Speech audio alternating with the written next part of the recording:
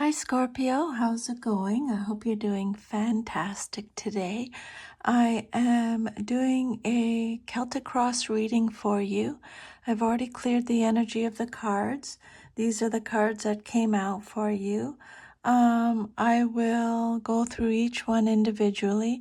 This is for Scorpio, Sun, Moon, and Rising. It's a general reading, so only take what resonates and leave the rest.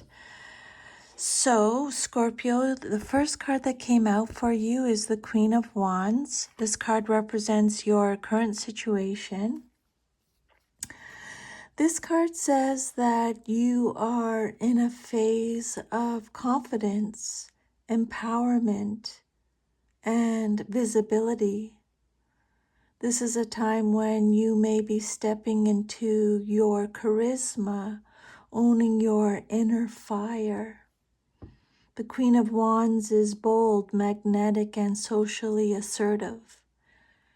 You might be reclaiming your power after a period of withdrawal or stepping into leadership or creative expression.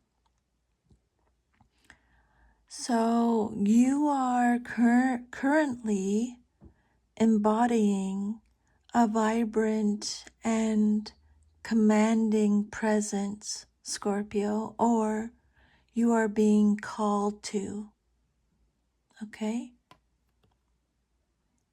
And then what's crossing you or what's challenging you or your situation, you have the Eight of Swords. So the challenge is about liberation from mental prisons. This card reversed suggests you know you're no longer trapped, but you might still be struggling to fully act on that freedom.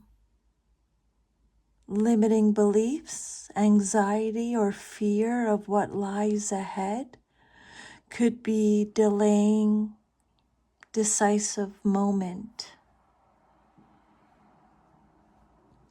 So you have the power to free yourself, but you may be hesitating or second guessing your power. And then your foundation message is the Knight of Cups reversed.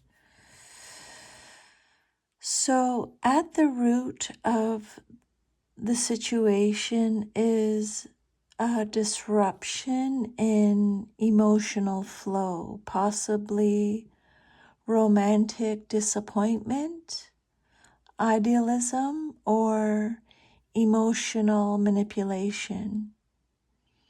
You might have been pursuing a dream or a relationship that didn't live up to expectations, or you've struggled with following your heart consistently. Your core emotional energy has been scattered, romanticized, or misdirected. This is what you're working to realign. And then your past message, your fourth card, you got the Hierophant. This card represents your past. This card says that you've recently gone through a phase of structure, tradition, or conformity, maybe involving education, institutions, spiritual teachings, or a conventional relationship. There may have been a commitment or life phase that was by the book. You may now be reacting to or breaking free from a time when you were more rigid or bound to a system or tradition. And then your immediate future card, you have the Chariot reversed. This card is saying that the coming energy suggests a stall in momentum or a lack of direction or control. So you may feel pulled in different directions, emotionally, mentally, or in life paths. There's ambition here, but a need to harness willpower or clear intent. Spirit is saying regain inner alignment before charging forward. Otherwise, burnout or emotional whiplash may follow. And then the outcome that you desire most in your situation, you have the Two of Pentacles reversed. This card says that you're craving balance, but you feel overwhelmed. You want stability and you want to stop juggling or overextending yourself. This card reversed suggests a strong desire to focus, to drop unnecessary obligations, or to regain financial or emotional control.